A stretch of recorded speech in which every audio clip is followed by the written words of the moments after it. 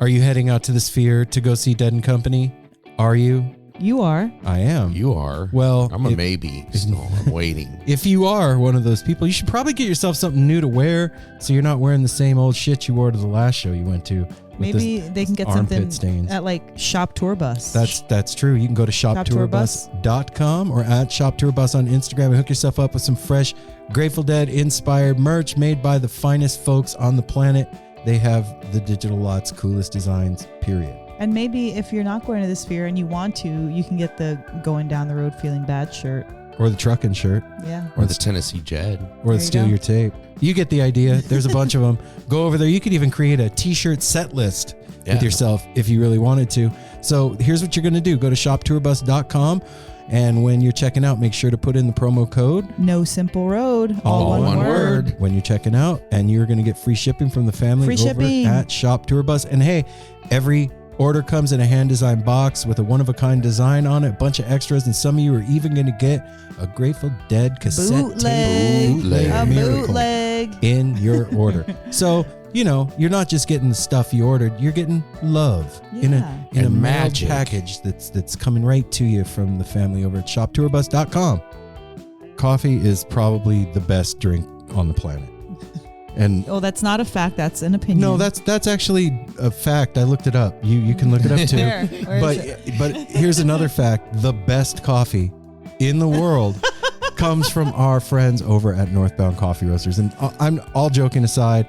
I know they're a sponsor, and I gotta say stuff. But the truth of the matter is, this really is the best coffee I've ever found. I have tried a lot of coffee. I've even tried $100 a pound bags of coffee that Apple bought me for my birthday last year, or Christmas or something.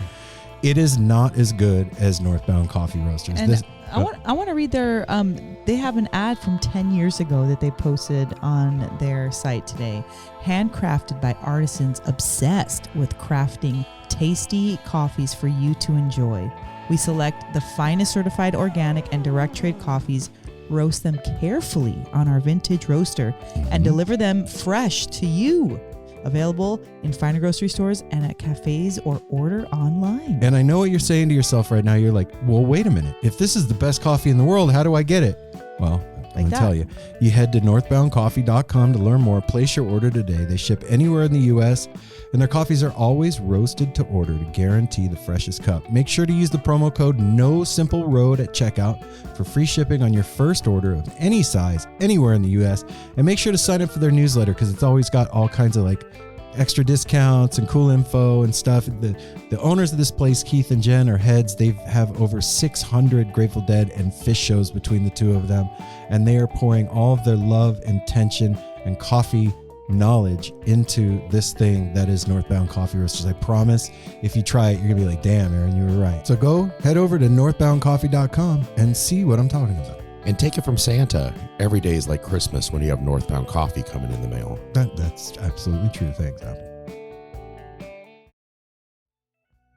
No Simple Road is stoked to have Sunset Lake CBD back with us as our sponsor. Sunset Lake is the real deal. If you've looked around trying to find CBD and it just didn't do what it was supposed to do, this is the place you need to go.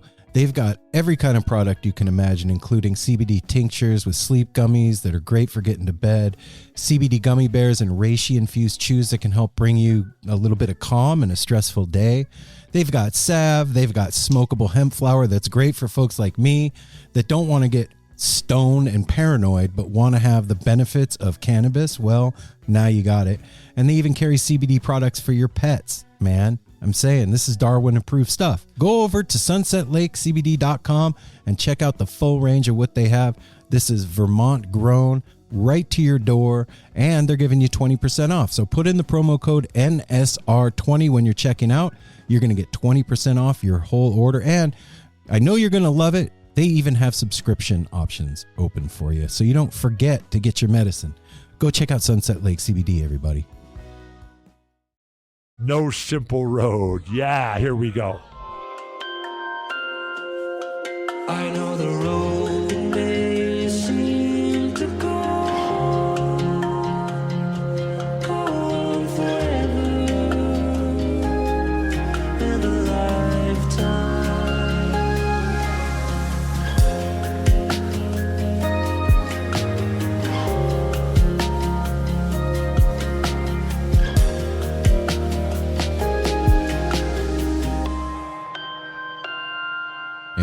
are in the studio again. It's another week. 'Tis another week. We've landed back in the hallowed halls of No Simple Road headquarters. Yes, we have. Hey now, No Simple Road family. This is Aaron. And Mel. And it's Apple. And we are back for another episode. And this week's guest is none other than Cris Jacobs. Woohoo! Yeah. Yeah, man. Woo. We met. Wow. When did we have him on before? Anybody know? No one knows. During COVID. It was back. Right? No, it was Not way that before long that. It ago. was Before back. It was COVID? like I want to say like episode 80 something. Oh, wow. I looked it up. It was a while ago. All right. After we'd gone to High Sierra in 2018. Okay, we stopped for a second to do some fact checking. Everybody, we're back. Yeah. What is it, Mel? The episode 92. Wow. Growing Up Dead with Cris Jacobs. Okay. Yeah. All right. Yeah. So, I mean, you could have a whole Cris Jacobs No Simple Road party. Yeah. Right now, you could go back and listen to episode 92. You could binge those episodes and then binge his albums. Yes. Yeah. And have a whole Cris Jacob Cris Inception? Jacobs Inception. Cris Jacobsception. I know it's hard to everything I wanted to say. Okay, thank you, babe, for cleaning it up. You're welcome. All rolled into one. This album is called One of These Days, and there are some heavy hitters alongside a heavy hitter on this one. Yeah. Apple, you got something you wanted to read? Yeah, this is from his site, chrisjacobs.com, and it's produced by Jerry Douglas. One of These Days is a stunning collection of storytelling and song, rooted in bluegrass, folk, and blues, but unencumbered by rules and expectations. The Infamous Stringdusters serve as the album's rollicking house band, joined by friends including Billy Strings, Sam Bush, LeAnn Womack, the McCrary sisters, Lindsay Lou, and more. The result is unfettered, joyful virtuosity, swirling around Jacob's powerful voice, gut check meditations, and close-up character sketches.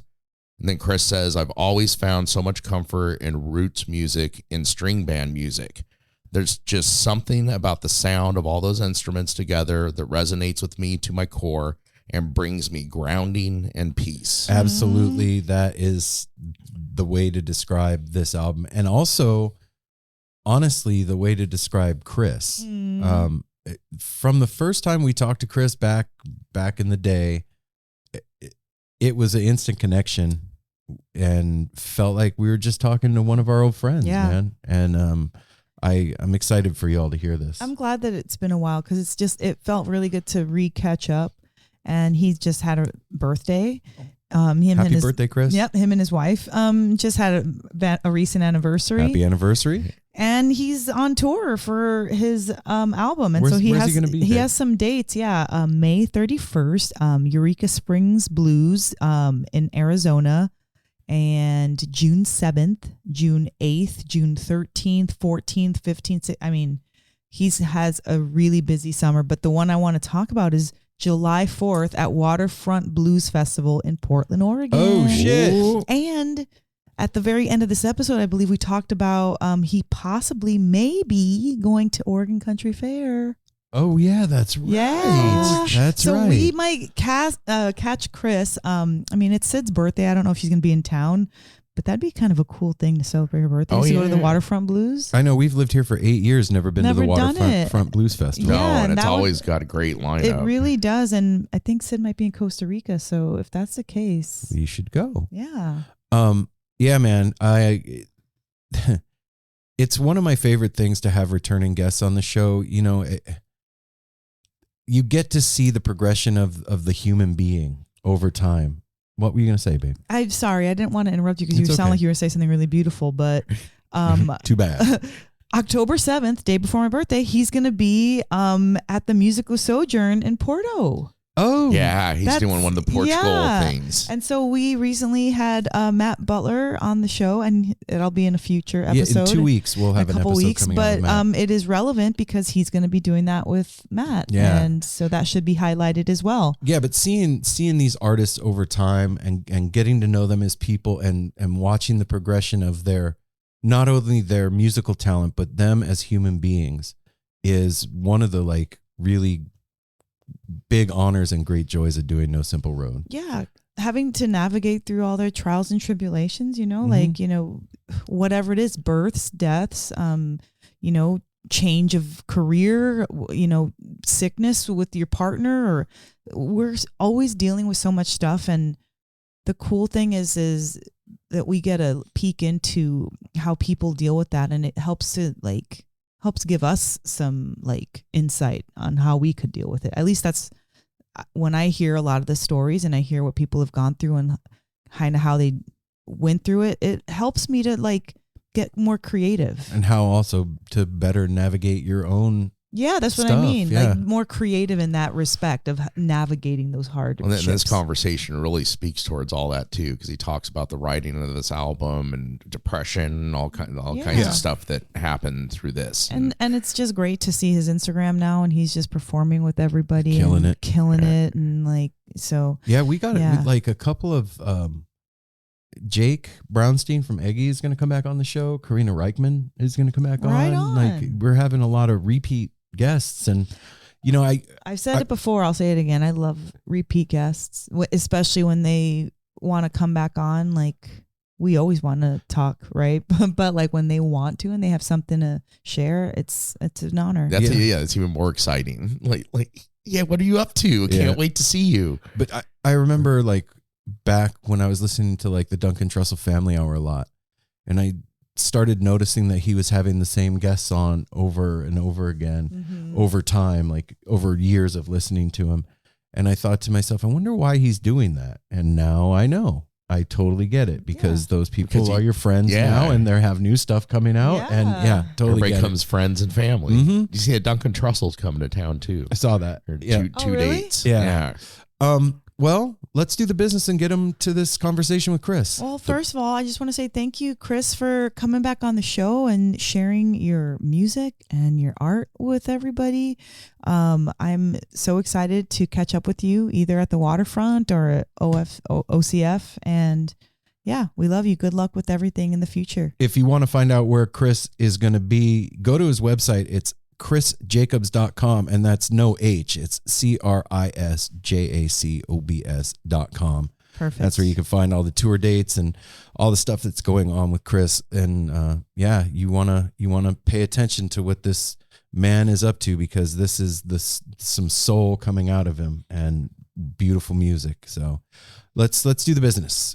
Follow No Simple Road at No Simple Road on all the social media platforms. Why should I do that? Because that's how you find out how we're doing stuff. Can I get When? merch there? How? No, not on Instagram. Where do I go for merch? What are you doing, man? Where do I go for merch, Where babe? do I go for You go merch? to merch. then? You go to our website, man. Oh, okay. www.nosimpleroad.com. Slow down, chief.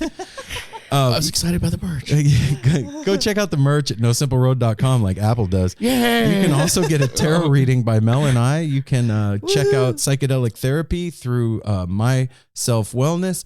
And hey, you can go to patreon.com/No Simple Road and sign up for as little as $1 a month and become a patron of No Simple Road. You get access to all our extras, like you get all the episodes ad-free and a day early. You get Connor's picks. He is our No Simple Road archivist that is digging deep into the Jerry Garcia Band and Grateful Dead catalog and picking the sweetest cuts. And for a $5 Patreon, we got these super sick keychains, compilation with Lost Sailor, right? Yeah, a collaboration with Lost Sailor. Collaboration, Lost sorry, not Sailor a compilation. Leather. They made these Super- dope ass They're dope. leather stamps, No Simple Road logo keychains that are all different. Why So- were you looking at me like I was crazy? Because you said compilation. Oh, that was it. Due diligence. Due diligence, that's right. But yeah, these keychains are sick, man. And They are. if- They're exciting. I'm super grateful to Lost Sailor Leather for hooking us up with these. And if you are in the festival circuit and have ever been to a vending booth at a festival, you've seen Lost Sailor Leather, Yeah. most likely, because they are everywhere at every That's right. festival. That wallet I bought several years ago is my favorite wallet I've ever owned in my life. It just keeps getting better as it wears Oh, in. right on. Yeah, That's cool. it's stuff. It's so dope. So yeah, sign up on Patreon. You get all those extras. Plus, if you, like Mel said, if you sign up for $5 or more, you get a dope ass Lost Sailor Leather No Simple Road collaborated keychain. Not a And compilation. Not a compilation because we didn't compile it. What else? You could leave a review on Apple Podcasts. It's easy to do the 5-star thing. You can go beyond that, leave a little review. We don't have a new one, but we've had 2 for May so far, and there's still time to get that in. There's still time. And 971-808-1524. That's the No Simple Road Tepid line. You can call in. You got 3 minutes to say whatever you want. And I mean, whatever you want. And then we'll play it on the show. And sometimes we'll play it. If it's too crazy, too much, we're not going to do it. Well, always try to make though. sure you have a good cell phone reception, because sometimes they don't make it through because it just cuts in and out so much. Yeah. And beyond that, man, just do us a solid. Tell somebody you love about No Simple Road, man. Tell a friend, because that is how the mycelial network of this little community, that is the No Simple Road family, gets connected and spread. And then other people find out about the show. And pretty soon, the whole world will be dancing arm in arm in fields of grain, laughing in the sunshine. And you know what? Especially this episode. This episode is special because just like in his album, Cris Jacobs shares his heart with us. And I think that anybody who has a heart would love this episode. This is true. So most likely you have a heart. And if you don't, then, this will give you one. If you're like the Grinch and your heart, you had no heart, this album, you'd have a heart afterwards. So this episode is dedicated to all you heartless people out there. No, anyway, let's get him to the episode with, or this conversation with Cris. Yeah. Shall we? Yes. Without further ado, the No Simple Road crew gives you Cris Jacobs.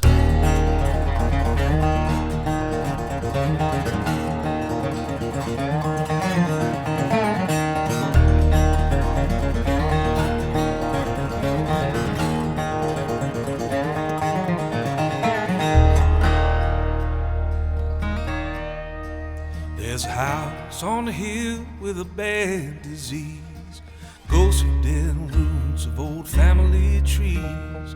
Years have gone by since around at 3, but they never purged that devil away.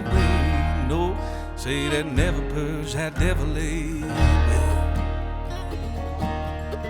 Well, something in his eye that day made Mom caught up to the preacher. She caught up to the law. David shot one and he ran clean off. Nowhere could the boy be found. Oh, and all of the housewives gathered round, singing, David, poor David, tell me why you done it. Tell me why you done it. Tell me why you done it. David, poor David, tell me why you done it. What good is a running gonna do?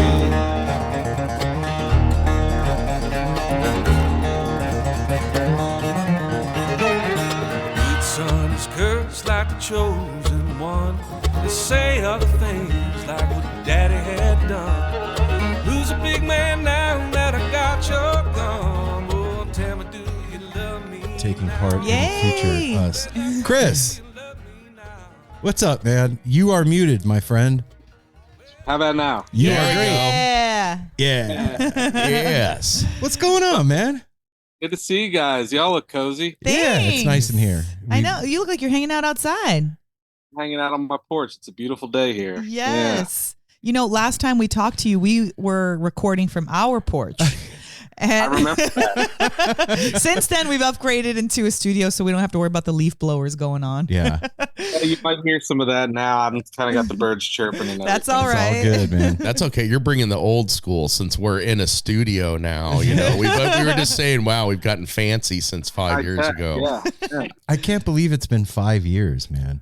Isn't it crazy? It's like with COVID, we erased like at least 2 years At from least. time. Oh, yeah. I've often said the very same thing. Like Yeah. it doesn't count. It doesn't count. It wasn't 5 years really. It was, Mm-mm. Well, yeah, welcome back. Yeah, man. yeah, good talking to you guys again. So, how's things going, man? You doing good? Doing good. It's got this new record coming out in 2 weeks, so I'm excited about that. And playing a lot of shows and sort of busier than I've been in a few years. So it's good. I noticed, man. You've been working the social media angle hard. Well, it's not always me. We hired a team for that, but which is cool. I mean, I personally, it's never been my favorite thing to do, but I guess you got to get the word out there, and it's very important these days. But yeah, I am very excited about the record, so I'm trying to spread the word on that as much as possible. Yeah, we're very excited about it too. We've heard the 3 tracks you can listen to right now. I should have sent you a link ahead of time. I had one. Oh, it's all good. That's okay. You can always send it to us to listen to after this. I mean, with the Infamous Stringdusters being your band, and then all the guest appearances on it. It's, oh man. Yeah. It was an unbelievable experience in so many ways, and I'm super proud of it, super excited about it. So for everybody that's listening, and Cris, just so you know, this will probably come out around the week that you're gonna release, maybe a week after, if that's cool. Sure, we're releasing next Friday. Yeah, okay. The 26th, right? Mm-hmm. Okay, yeah. So for everybody listening, the name of the album is One of These Days, and there's features on this like Billy Strings and Sam Bush, LeAnn Womack, Lindsay Lou. We just saw her up at Winter Wondergrass, and man, Lindsay Lou, she's something special. She really is. Yeah, she's got a magic to her for sure. So, Cris, tell me a little bit about the genesis of the album, man. How did this come about? Yeah. So, the short of it, and then we can get as deep as you want. Let's go. I was coming out of a strange period in my life of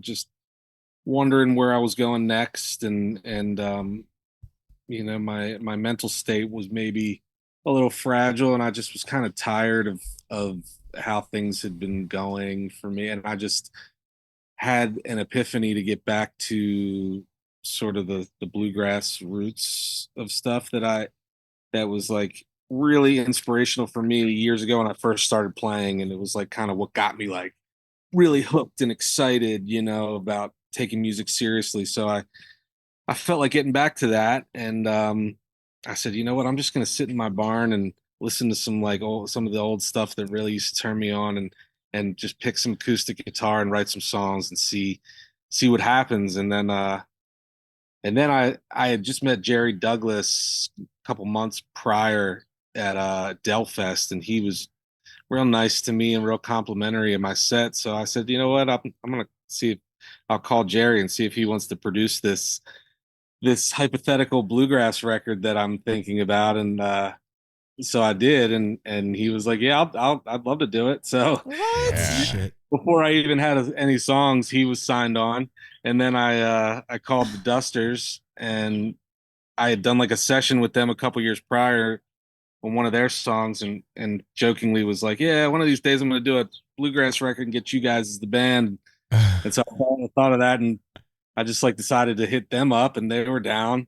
Once Jerry Douglas is involved, it's sort of easy to wrangle other people. Right. So that was good. And so yeah, there it was. It was like we booked the studio time like 6 months ahead, and I didn't have any songs yet, but I wanted to do it. So but that was when everybody's schedules lined up. So there we were off and running, and it was just great because it really pushed me in a direction that was really healing for me musically and comforting, and I kind of came out of this funk I was in, and it turned out just so beautifully, and I learned a lot of things along the way, and it was just it made it a really fun sort of lane to ride in. You know what I mean? It was and I just sort of got back to that essence of a type of music that I really love. And I mean, not to say that the record is 100% hard driving bluegrass, because it's still my songs and still got me, but it's got a string band behind me and Jerry producing, and then we started pulling in all these other special guests, song by song, and it's just it was very healing process. I can see it in your face, man. I could see that like whatever you did was good medicine for you. It really was. I mean, there was other things that I was doing. I was in kind of a, use the word depression, whatever state you want to call it, but I started taking antidepressants, having a therapist, and doing meditation, and then getting back to this music and keeping it real simple, keeping everything real simple. Just wrote all the songs on my acoustic guitar, and this was sort of like the lens that I was seeing things through musically, and all the other things I was trying to do for my mind and body. It was really just the whole thing, like from where I was a year and a half ago to where I am now. Just the way I feel is really like tons better. So Yeah, that's good, man. Congratulations. Yeah, man. That's good to hear. I think that life has a way, like, especially when you're doing something creative, we have a way of like getting lost in the sauce, so to speak, of everything that's happening, and the process, and the business side of it, and all of it. And I think sometimes when you end up in that place where you're feeling the way you were feeling, the only thing that you can do is return to your roots. Yeah. To find out why you even really started doing this shit in the first place, man, because what it was. That's what it was. I just remembered that feeling, and it was like, it's such a comfortable lane for me to live in. It's not going to be the only thing. It's like I say, I'm not, all of a sudden changed into like, wearing like, cowboy hat and playing a band, every show, and all that. But it brought me back somewhere. It was healing. What was you said you went back and you were like listening to some music that used to turn you on. What was the music? What's some of that stuff? Tony Rice, Doc Watson, okay, Norman Blake, Ola Bell, Reed, and then some like old Appalachian banjo stuff like Doc Boggs, Buell Casey, and then like Delta Blues, like, just all acoustic roots. And then like went back to like some like field hollers and work song recording. Oh, shit. I just was like, trying to get deep on it, and trying to, like I say, get back to the simpleness of it. And, I'd go for walks and just like hear melodies in my head, and just try to really just start from a real bare bones place. And yeah, it was good. Before you started writing this and deciding like, I need to kind of get out of this, were you feeling musically inclined or creative, like in that time where you weren't feeling your best, like maybe more, like you said, a little bit depression or whatever? We have a Long Strange sponsor on the show now. We do. Yeah? Long Strange Putt. That's right. They are sponsoring No Simple Road, and you're asking yourself, what's Long Strange Putt? Well, Mel, let me tell you what Long Strange Putt is. It is an online store carrying all kinds of amazing merchandise, like golf club covers, hats, apparel, that too, accessories, fanny packs, stickers, divot fixers, bucket hats, and mystery boxes. If you're in the jam band scene, and I'm guessing you are because you're listening to this show, go over and check out what Long Strange Putt has on their store right now. They are hooking up the No Simple Road family up with 20% off. Use the promo code NSR20. You're going to get 20% off of any order over $50 from our family over at Long Strange Putt. NSR20. Also, make sure to go on Instagram and follow at Long Strange Putt, because there is always great humorous stuff going up over there. Like the kids say, the dankest memes on the net are coming from a Long Strange Putt. And I think my favorite item on the Putt store is the Lot Frog fanny pack or the Fluff Head bucket hat. So that'll give you a couple of little ideas of what's cruising on over. I like the dancing chunky sticker too. Yep. So go to longstrangeputt.co. That's longstrangeputt.co. Yes and no. I mean, truth be told, I made a record coming out of COVID, Okay. and I never put it out. Oh wow. And it was great. It still is. And it was I worked with this guy named Brad Cook. I don't know if you know Brad Cook. Mm-mm. He's a great producer. He's done a lot of cool stuff, and we worked together, but it was really in kind of the throes of whatever was going on with me. And I was just like, and I squeezed a bunch of songs out. Like half that record I wrote like literally the week that we recorded it. Like I would come in and be like, here's one I wrote last night in the house I was staying at, and like, crying as I play it, just, I don't know. Man. It was, and like, I think there's some really great stuff on that record. And I was going to put it out, and then long story short, I didn't. And then I didn't want to after all that time. I just didn't want to, like the window had closed, and I still want to put it out one day and will. Yeah. And it just, it'll find the right time. But it was sort of like I needed to start fresh. Was it just that it was too raw for you? Oh, I've tried to like Figure it out. and why exactly, it just didn't, it was like once I finished doing it, it was like, okay, it's done. Moving on. Like when you put out a record, you got to talk about the songs, and you got to play the songs. I don't know. Like I said, I was in a very insecure, fragile place, like where like I just didn't know. I didn't even know if I was gonna like continue on this path of like playing music for a living, just because it's it could be an emotional roller coaster. And I have 2 kids now, and it's just life can get real serious real fast, and and it just felt like I was I was sort of just lost, and that was what really I felt like got my feet back under me, was getting back to this stuff. The only way out is in. That's right.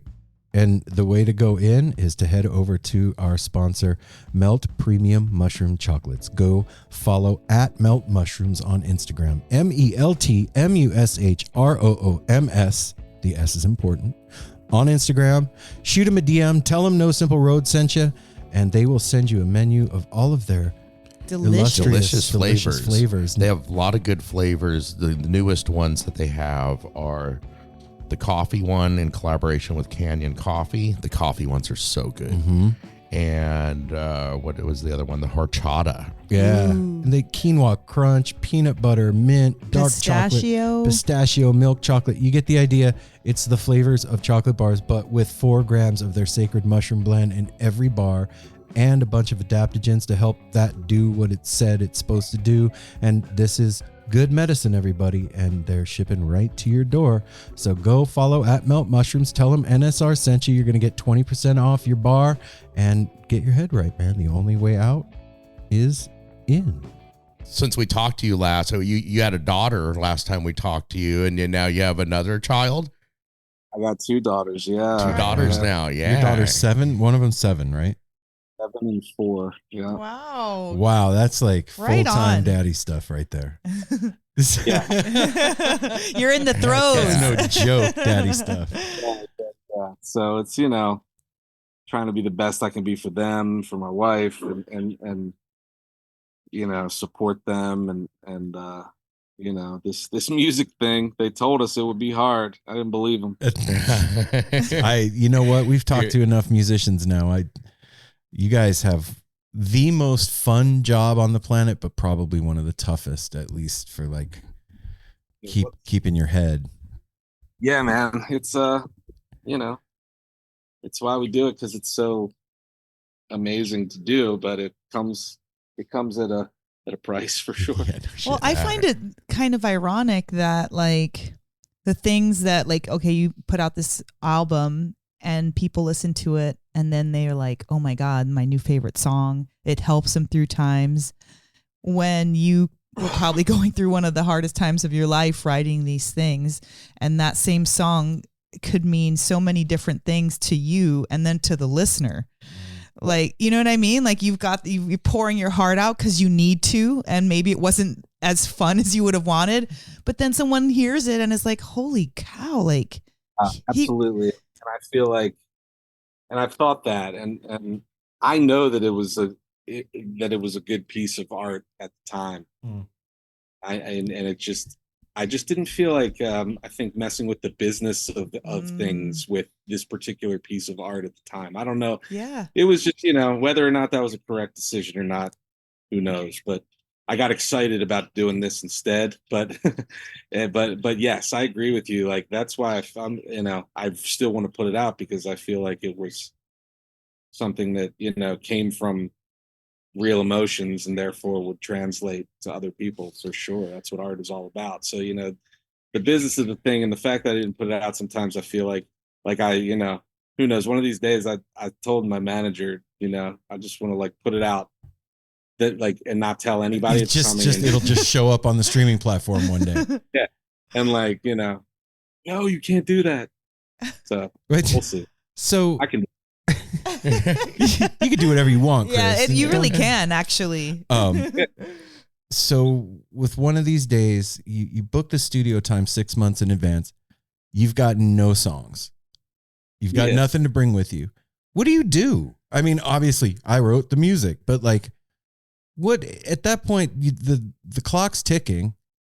Clock's ticking, and I just had faith that I would do it, and I just, it's dumb faith. That's what you kind of put it at, to even like write one song ever.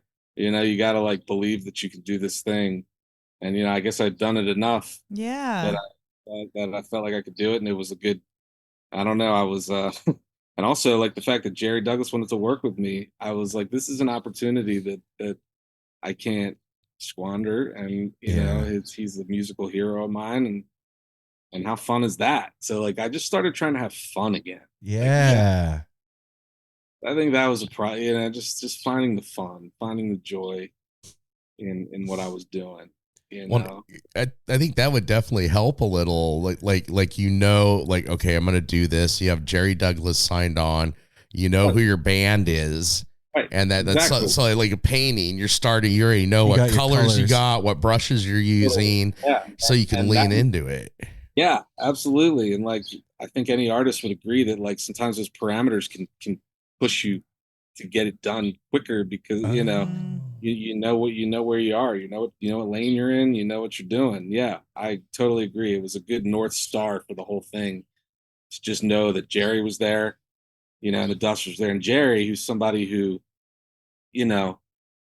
is so deeply rooted in all these things that I was trying to pull from, but also has always been so creative and not traditional. Like, so that was something I just felt like we were going to mesh so well, and that like his kind of approach to music was exactly what I was looking for. So yeah, it just got me excited, and so like, yeah, I just got to work. That's all. Well, maybe like maybe your subconscious knew, because you put yourself out there. You asked him, he didn't come to you. And then you're like, I'm going to ask the Dusters. And you did that. And then like you had to ask everybody else that's on your album to join you. You know what I mean? Like maybe this was like kind of like your subconscious way of making you remember who you really are. Because talking to you, we were listening to the episode earlier, talking to you 5 years ago.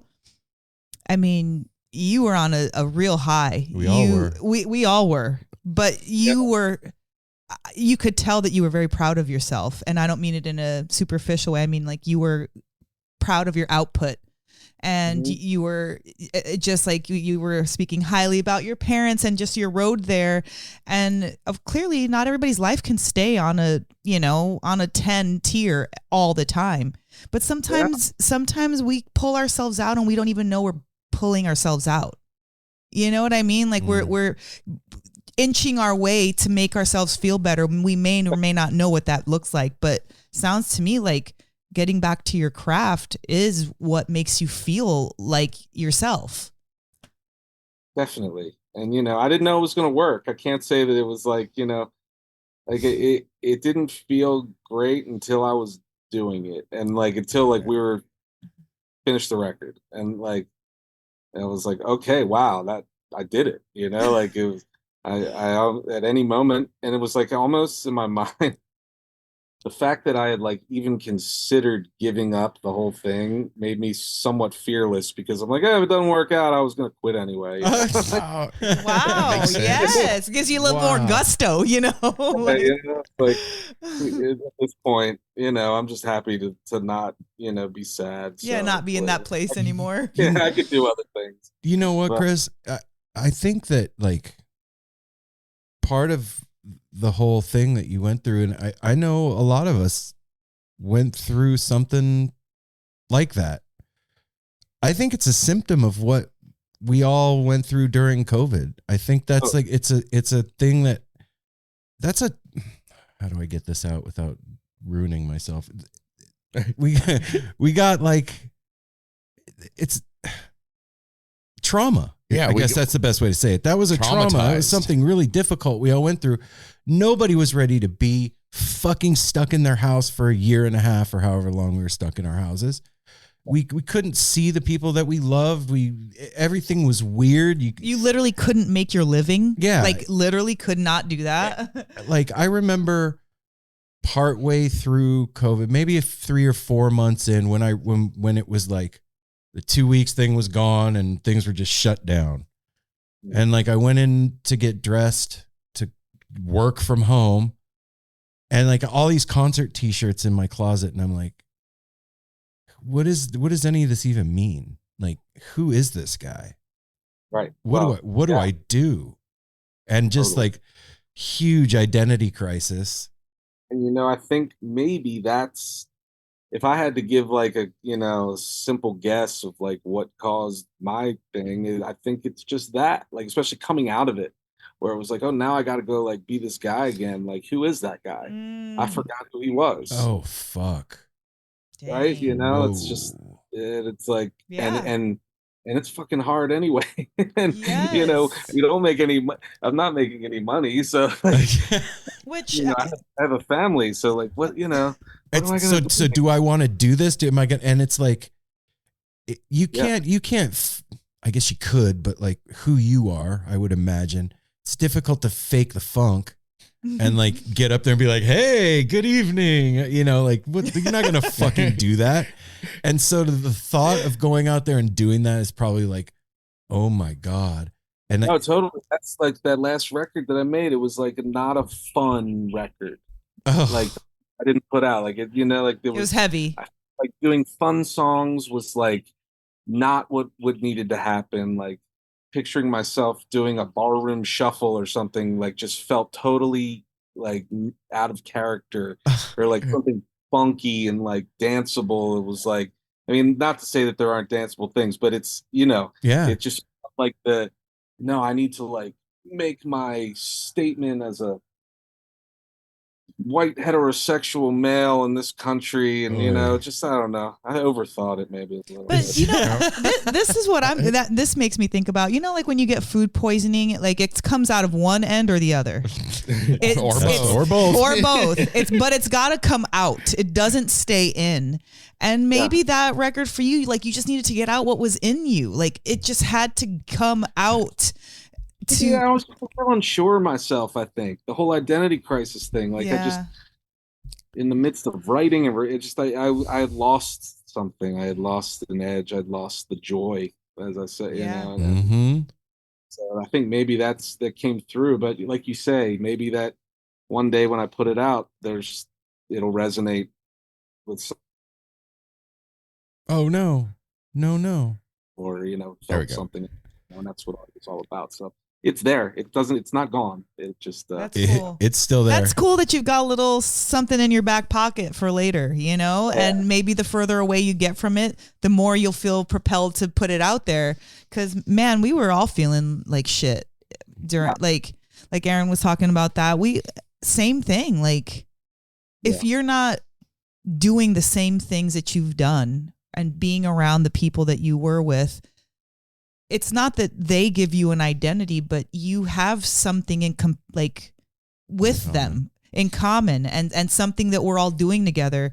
And you take that away and feels like a Lego world. I remember, you know what I mean? Like this whole fake thing, and now you're rebuilding with what? Like I can totally remember like having the conversation with you guys of like, what are we gonna do? What are we doing?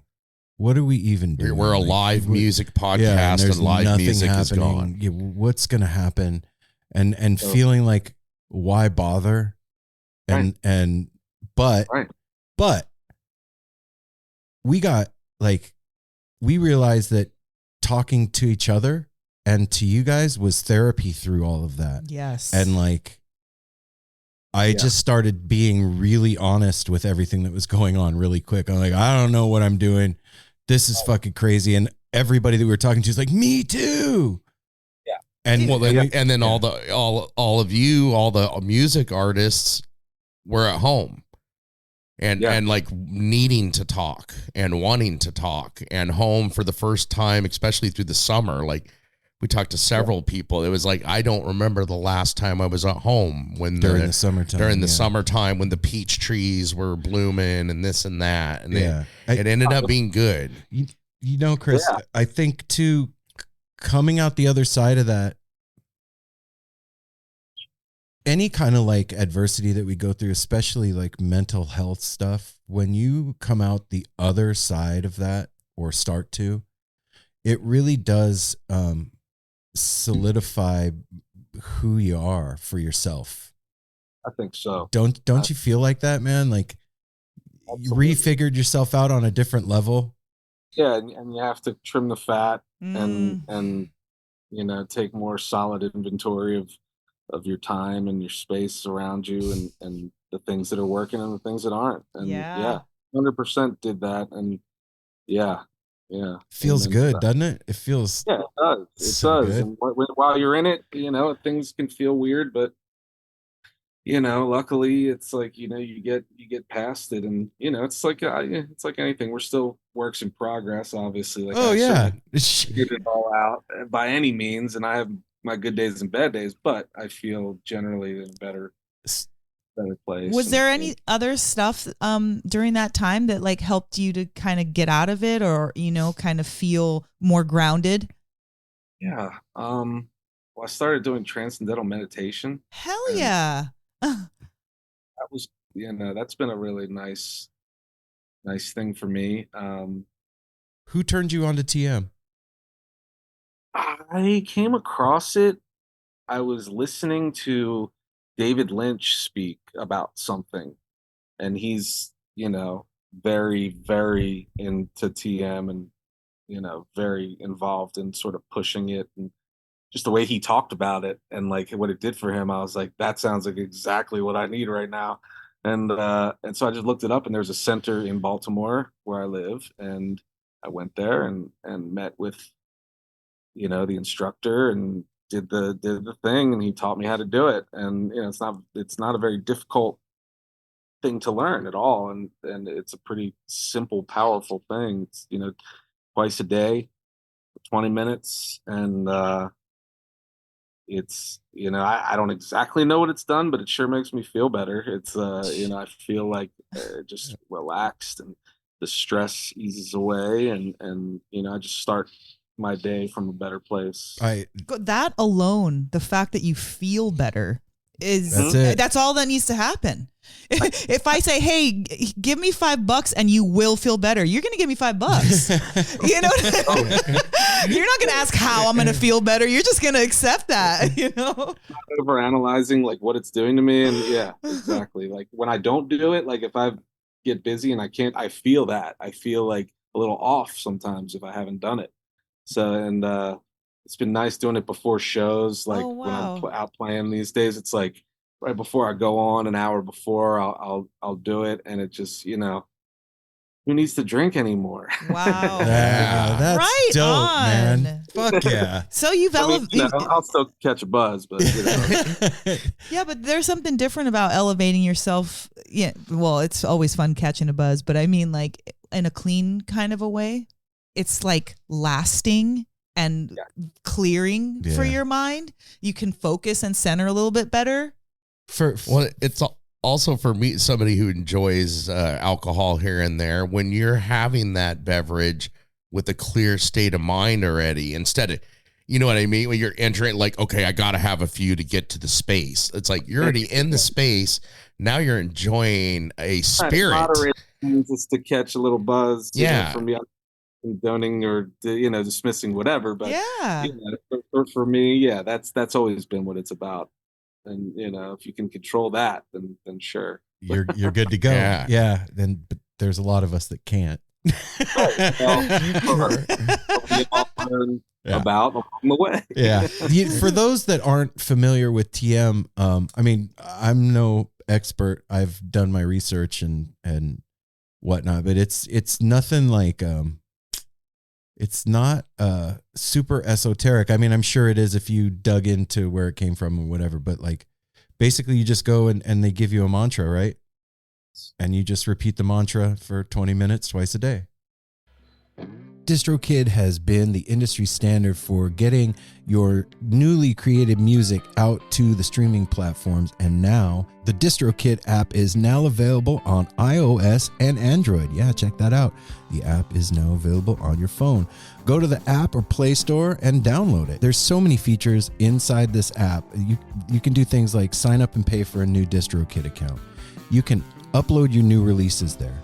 You can see your DistroKid bank and withdraw your earnings. You even get notified when you've earned royalties and withdraw from the app via push notifications.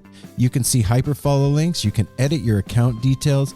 You can see your streaming stats from Spotify and Apple. You can even edit and add lyrics to your songs there. So like I said, go over to the App Store on iOS or Android and download the DistroKid app now. Also, they have this new feature called Mixia. I know a lot of artists struggle to be prolific and make their music sound as good as the music they hear from their influences and their peers. That's where Mixia comes in. Nothing's ever going to replace the artistry and expertise of a real human mastering engineer. But for artists who are short on time or resources, Mixia is a powerful tool to help make the music sound great in a hurry. Simple interface, empowering the most novice of music creators. It's got unlimited song previews of mastered songs with one free download, and for $99 you get unlimited mastered tracks. So go check out Mixia and make sure to go to the App Store and download the DistroKid app so that you can get your music out there and get it heard. You're doing your thing and they're helping you do it. DistroKid. Yeah, exactly. There was a whole sort of introduction, initiation was really just kind of nice, pleasant ceremony, ritual, you want to call it, where he sort of gave me my mantra and eased me into the process of doing the technique of doing it. And yeah, that's all it is. It's pretty strange that it's so easy to do, but it works. Yeah, I've listened to Howard Stern for years. And Stern is a huge TM guy and talked about the benefits of it. And that's when I started like doing the research. I was like, I need to find out about that. I want to know what this is, man. And yeah, it's pretty cool. I was talking to my friend. You guys know Ryan Montbleu? Yeah. Yes. A buddy of mine, and he's into meditation. We were talking, but he does a different kind. He's like, yeah, man, I should have gotten into the TM 20 minutes twice a day. He's like, I got to do like an hour or two. That's why I fall off. So I guess I picked the right one. Yeah, you did. We can handle that in our day. I think that especially right now, like the world that we live in is so noisy, and with like social media and TV, there's 9,000 streaming services, and then you've got kids and a wife and a business, and you got to play music, and there's all this shit going on in your head. And if we don't ever take a minute to just like breathe, and be in ourself, all that stuff just gets so heavy. And that's what was happening. And then like having to like try to write music and be creative with all of that. Now happening. be cool. Yeah, be cool. And turn it into money. It's a lot. So, first step was to get my mind right. Yeah. Second step, try to write some songs again. And now third step will be to try to be a zillionaire. There you go. Yeah. Good thought process. I like that. I'm with you on all those steps. You know, I have to mention. Two I've done. I have to mention this thing that I saw with Rick Rubin, and he was talking about your craft, whatever it is that you do, and they were talking about needing to feel like you need to make money with your talent, and how sometimes, you're putting pressure on yourself to make yourself have to succeed, but it can also be debilitating. Sometimes it can, of course, push you up to the surface, and we see a lot of that. But then on another side, it can also bring you down and take away that lightness and the love that you feel for that exact talent or activity. And he's like, you know what? Sometimes a job can just be a job. You can just make money so that you can do whatever else it is that you really love to do. And I think people complicate it and try to make things that it's not. Like, I have to make it with this or else what? Like, I would always fight with myself for the last, I would say, 4 years, because I'm not necessarily doing what I love for my job, my job. My lifestyle, absolutely, I'm doing what I love, but I started to think about that. What does that mean? Why does it matter where my money's coming from, as long as I'm doing what I love in life? And I had to really think about that, because it was messing me up. When we moved here from Las Vegas, I absolutely was in love with my career. I felt that I was helping. I felt like I was. Like it was in as perfect as it could be. And when I moved here, and that was kind of, taken away just by the nature of where we live.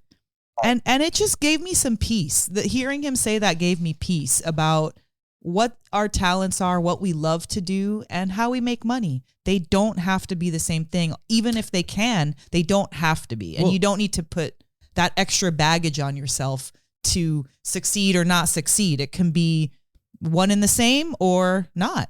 And I think, Cris, you hit the nail on the head, man. Like, if you're having fun doing what you love, the rest comes. I think the whatever the thing that's controlling it doesn't if you don't.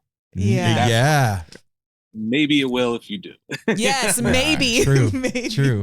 It's your only shot, really. And yes, I totally agree with you. And it's you try not to. I mean, I've always sort of gone by that philosophy, for better or worse, of just like, if it feels good to me, then everything's going to be okay.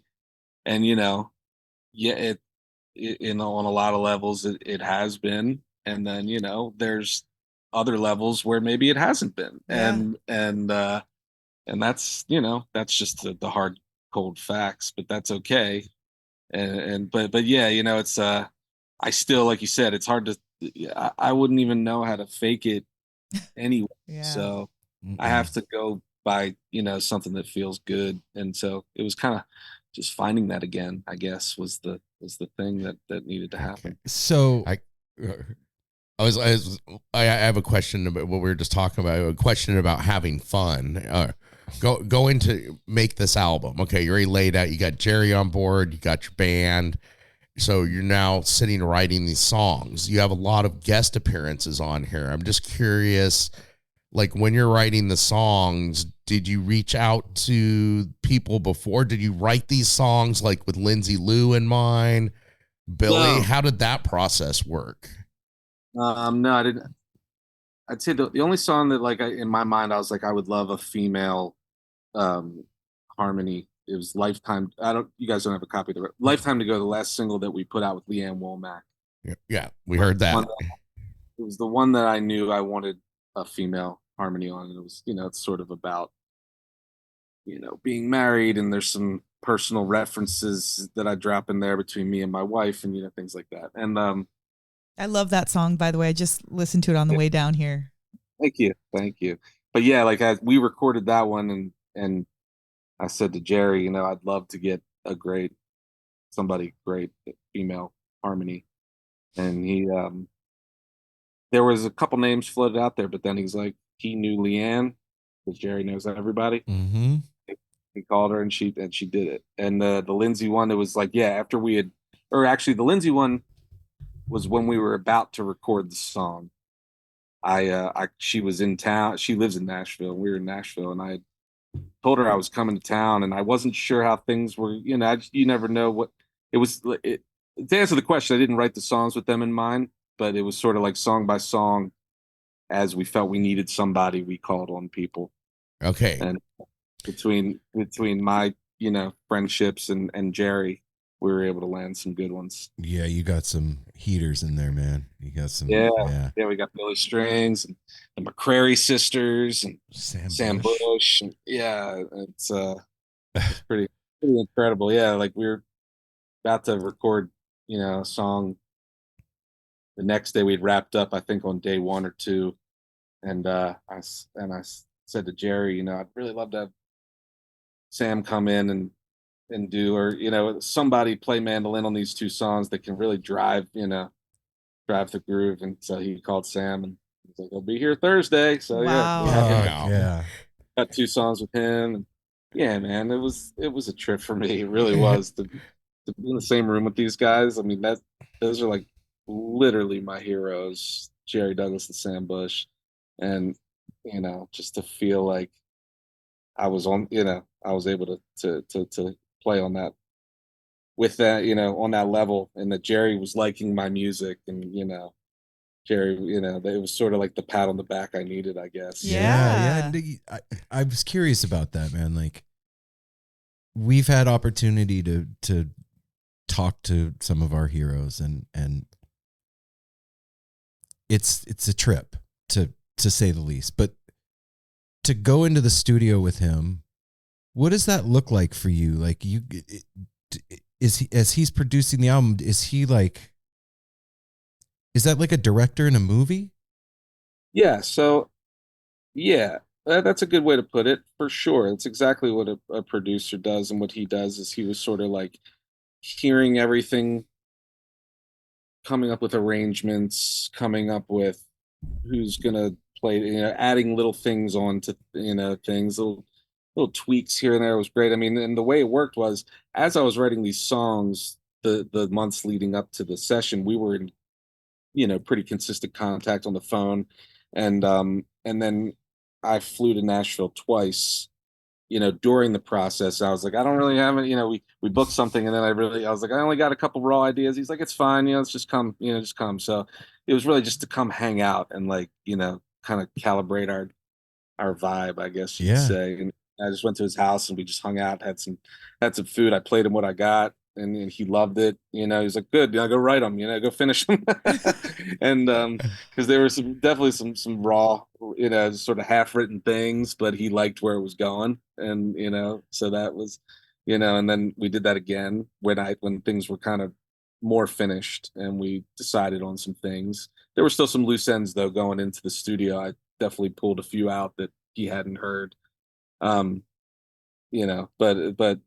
yeah. And then, when we're in there, it was basically like he set up the room in, like, it was beautiful studio in Nashville, Sound Emporium, and Studio A in the Sound Emporium. And there's, like, 5 little, or 4 or 5 isolation rooms, and then there's a big live room in the middle of it. And he set up kind of an in the round thing with chairs, where we'd come in every day and, all right, what do we want to try? And we'd all sit there, looking at each other and playing. And I would just kind of play through the song that we were about to do. He would stand, kind of above and observe and listen. And we would just work it out. And the guys would work out their parts, and and then we'd, all right, you guys ready? Let's go cut it. And we just went back and we cut it, mostly live, like, in our little stations. But 99% of that record is live, vocals and all, which is something that I hadn't done a ton of, and it was just flowing. It was just sounding so good. Everything was sounding good, and I was cutting solos with Sam Bush in the room. Yes. All that stuff. And it was like, yeah, it was, like I said, it definitely was a healing in the studio going, this TM shit really works, man. I'm also like a fan the whole time too, just like what was happening, like even like the Dusters and Sam and Jerry, and it's like, I still think of myself as like this kid in his bedroom back in Baltimore, like learning guitar and listening to these guys on my CD player and trying to figure it out. So it was like it was a trip. That's a cool pinch me moment. But you know what? Best medicine ever too. Like, hell yeah. Holy but crap. that's the that you have that perspective is why the music is true. Do you get what I mean by that? Hope so. Yeah, man. No, it's for real. Like, if you were like, I'm the shit, and these motherfuckers are lucky to play with me, and you know what I mean? Then that's a different story, man. You have to have a little tiny bit of that, or else you'll just crack. I learned that from Russell Batiste. Russell, the drummer from New Orleans. He just passed away this year. No. Played for the Funky Meters. And, okay, yeah.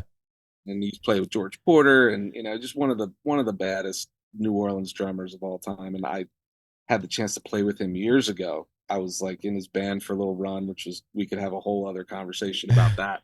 But that was a total trip. But he was a character, to say the least. But I remember it was like my first jam cruise, and I was just we were young, and it was like a jam room where like all the Kimocks and Krasnas and people were all playing, and I was kind of standing on the outskirts, and Russell's like, man, you just got to go up there, unplug a motherfucker, turn up, and tell him you're in the fucking house. Yes. Everybody needs someone like that in their corner to pump them up. I still hear that. Yes. Sometimes getting ready to go sit in with somebody or getting ready to like do something. Yeah, I still get stage fright, get ready to play a big show where there's a big crowd and, the energy's intense. Sometimes you just got to have, like the humble thing works, to get you to that point. Sometimes you just got to turn that voice on, like I'm motherfucking Michael Jordan up in this. Yes, you got to punch your chest, a little bit. I got JJ in my head that does that. You got to own your shit, man. Yes. Okay, JJ, I got you. I hear all the time. Own your shit. Hey, right. Cris, what about the musical sojourn in Porto? Have you done it yet, or before this upcoming time? Oh, no. I've done it. No, right. I mean, Matt Butler with the Everyone Orchestra. Matt? Yes, we know Matt. He lives in Portland also, so we bump into him sometimes. Awesome. Well, yeah, I've done a bunch of Everyone Orchestras, and I love Matt, and he's great. So we, oh, hello there, family just walked outside. Hey, family. Hey. Hi, family. We're almost done. Yeah, if they wanted, we'd love to say hi. Them. Hi. Hello. How are you?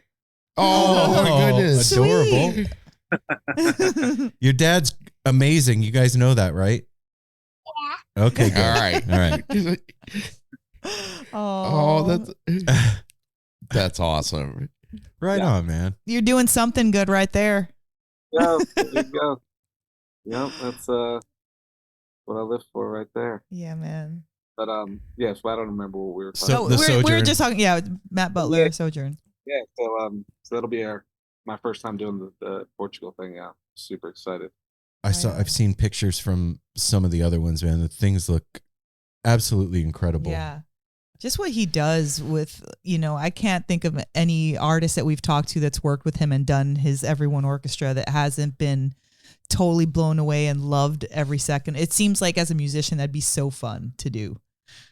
It's like, yeah, it's like we're talking about, just finding that joyful, fun place in music, and you get together with all these like amazing players that are like this shit in their own little circle. Yeah. But they bring it to there, and it's just like they're one of the people in the band, and you get to like kind of have a this whole new band for like 2-3 shows, and it's really cool. It's super, really great connections and friendships to some of the people that I've played with. Yeah. Well, maybe someday we'll get brought on a sojourn to document it. That'd be dope. Hint, Matt. Hint. Yeah. Are you going to be touring? Oh yeah. That was it. Yeah, there was a lot of dates. He's got a bunch of tour dates extensive. up already. You coming out this way? Yep. Yeah. We're going to be out at the Waterfront Blues Yeah, in like July 4th weekend. Right on. Yeah, we're at High Sierra. Um, like actual July, Friday, Saturday. So there's a plane overhead, and then It's all good. Sunday we're the Waterfront Blues, and then we're also Waterfront. Yeah, that's like that Sunday that week, and then we're out in Oregon like that whole week. We're doing like Seattle, and then I think we might be. Are you guys doing Country Fair? Yeah. Yes. I think I might be there. Chris? Yes. I hope so. Have you ever been? Never been, but Oh. Did your I love Oregon, and I've had some really fun psychedelic times out there with some of those freaks, and they're all some really good friends, and I love them. And like we used to do this festival called the Black Sheep Family Reunion. We know Black Sheep. Yeah. We used to do Black Sheep all the time back in the day with my old band, The Bridge, and we became the like 2 a.m. to sunrise band. Oh no. You can only imagine. Yes, I can imagine. So anyway, yeah. So I guess I probably should say that it's definite, but I'm told that I'm possibly hooking up a country fair appearance somehow, somewhere. We'll plug in a generator and figure something. that would be awesome. great. I don't. There. Do you know. do you have my phone number, Chris? I don't know if I do, but you can shoot it. I'm to me. gonna put it in the chat right now. Yeah, absolutely. And I'm curious too, because listening back to the episode 5 years ago, how are your folks doing? Well, they're doing okay. My father's going through some health issues right now. That's kind of a bummer. He got diagnosed with lung cancer, so that's been a super heavy bummer. Oh, Okay. Sorry to hear that, man. We'll send some love that Hey, way. Yeah. Fuck yeah. Yeah, it just made the country fair. It made me think. I mean, talk about like Grateful Dead lore and everything. The country fair has been going on forever, and we got our first taste of it last year. Yeah, I'll tell you that after they kicked the public out on Saturday, there's a thing called the Midnight Show, and it's all the performers from around fair performing for the people that are volunteering, because the volunteers don't get to see everything. Yeah. And we're sitting in the middle of it, and I was like, oh shit, I'm at an acid test. This is a 50-year-long acid test. Totally. So shoot me your number, man. That's exciting to see that you might be out there. That's a really, really great place to meet for the first time. I know. Yeah, well, I'm sure we have some mutual friends. Oh yeah. Oh yeah. We're running the bookstore at fair this year. So Cool. come by the bookstore and say hi, man. Love that. Is there anything that we didn't touch on that you want to get the word out on? I guess if someone's listening, go listen to the new record. It's really good. I'm really proud of it. One of these days is the name of the record, and it's I still like it, which is Yeah, that's important. Yeah. It feels like it's been out forever in my mind, because I've lived with it so deeply and like I've listened to it so many times and I still enjoy listening to it. It still makes me happy. So that probably means it's pretty good. Did it take you time to get used to hearing yourself played back? Yeah. Still don't love it. Really? I listen at a different angle than most people. Yeah. Same. Just like you're hearing all the mistakes, and that's kind of hard because your voice is so powerful, man. I can't hear anything other than that. Like, it's like, dang, it's like the Dolby surround from back in the day, with sitting, or was it Maxell? What was Maxell it? Maxell. tapes. Yeah, Maxell there.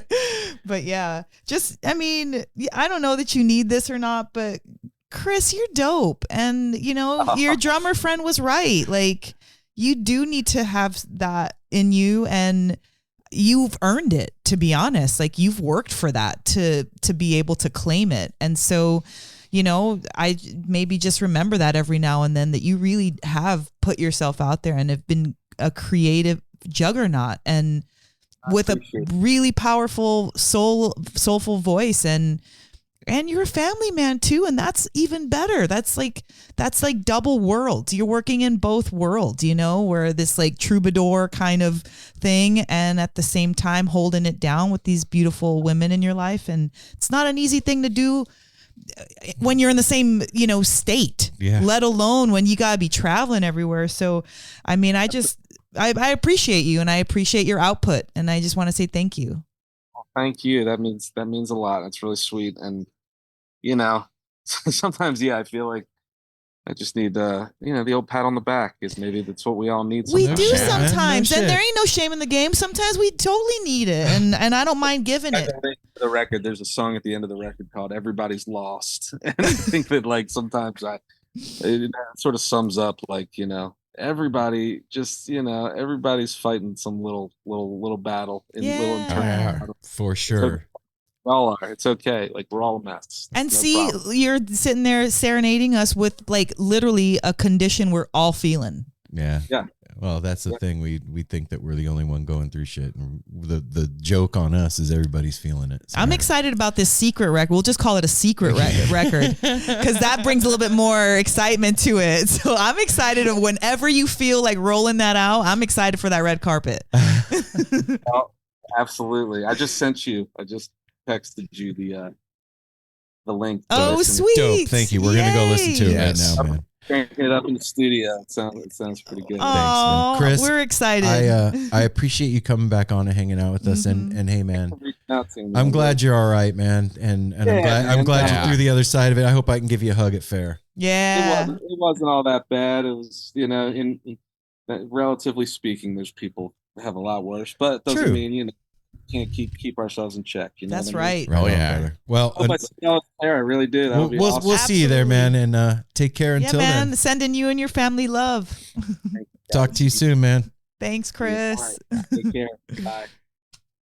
That's a sweetheart right there, Those man. sweet His little glowing face. Yeah. Yes, You right? can see he is glowing. Like his skin looks like he just got a skin treatment or something. He's like glowing and smiling. No, it's hot. That was fun. No, just kidding. The entire time, that was a whole lot of smiles. My cheeks almost hurt from just smiling out of happiness for him and us to receive this. It's so tough to live life, man. It really is. Like, it doesn't matter if you have $1 billion or you're homeless. Everything from one end of the spectrum to the other, we all go through shit. Yeah. And our shit is the most intense shit. Even if on the scale of other stuff, it's not that bad or whatever. To you, it is. It's yours. Yeah, and we all do. Some people think it's corny, but one of my favorite songs ever, Michael Stipe said, "Everybody hurts." Yeah. That song. No, it's amazing. It's fucking dope. It's an that whole amazing album's song. dope. Yes, no, it our is, harmony Apple. was terrible. Oh yeah, I liked it. I liked our weird ass harmony. Yeah, especially singing that. Everybody hurts. Yeah, man.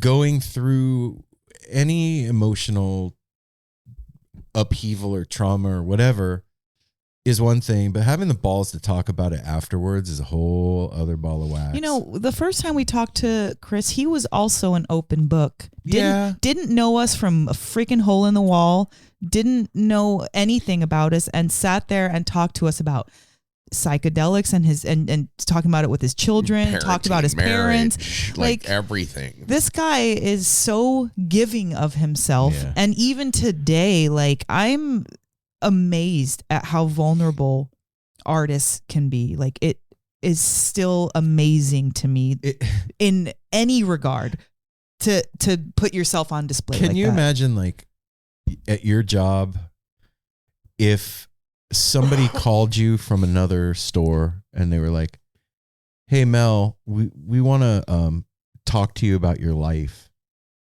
and what you're up to right now." Be like, "What the fuck?" Or Apple, like your company's like, "Hey, we want to spend an hour with you, do an interview with 3 of us just to interview, delving into your life, see what's going on, man." That's a trippy thing. We're not the only ones that are interviewing Cris Jacobs. He's getting interviewed by Relics and Rolling Stone and whatever.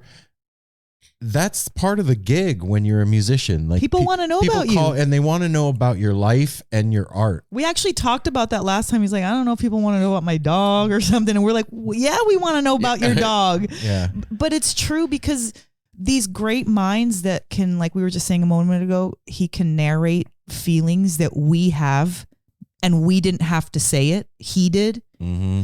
And so that's special. And I think that everybody who's an art appreciator recognizes that that's not an easy thing to do. It's a special thing to do. And knowing about the person makes you feel like, I don't know, maybe like you kind of know the bank code or something, or like, you know, the secret entrance of something, it makes you feel like you're part of it. Well, I appreciate him coming back on the show, man. And all of you, make sure you go listen to these days. The new album. One of these days, it will be out on April 26th, and I think this will be out after that. There's sit-ins with Billy Strings and Lindsay Lou, Sam Bush, Jerry Douglas, LeAnn Womack, a bunch of heavy-hitting cats on this album, and what we have heard is pretty damn amazing. And we're going to go hear the rest. Yeah, we're going to go listen to the rest. And then right now. one last thing, because it came up there at the end when I asked about his folks, everybody, positive thoughts, love and light to Chris's dad. Yeah. And yes, that. And until next time, take care of each other, everybody. Smile at a stranger. Safety third. Hydrate. And you know what? Go call somebody you haven't called in a while right now. Like that friend that you always used to talk to and you kind of like have went your separate ways, not for any good, bad reason, but just like life got in the way and you don't talk that much. Reach out to him and say, hey, I was thinking about you, man. What's going on? See y'all next week. Nice. Peace.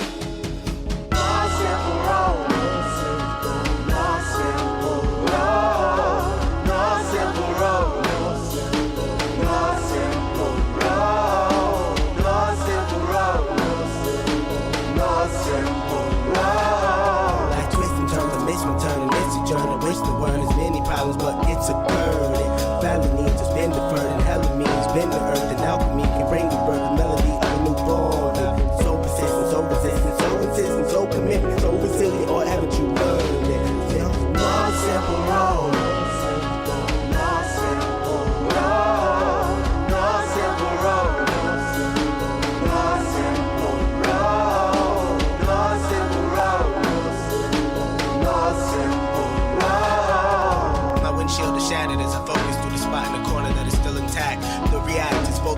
Mechanism as well as a fear. We've traveled this road before, so we may think, but it's a tad bit of strange similarities that feed an A equal A complex. The fears of your past do not equal the perplexities of the current road.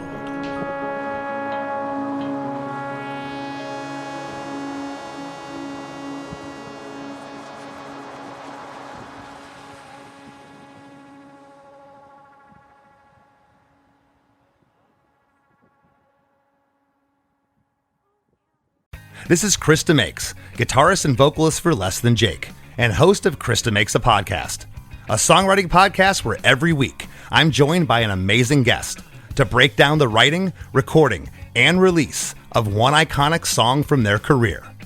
In our giant evergreen back catalog of episodes, we've had rock legends such as Dee Snider and Huey Lewis, punk rock favorites like Mark Hoppus, Fat Mike, and Brett Gurewitz, and up-and-coming artists of today such as Liz Stokes of the Beths and Genesis Owusu. We've had guests from all genres and styles of music, and I guarantee that if you peruse our back catalog, you'll see several episodes that'll make you say, man, I gotta hear that.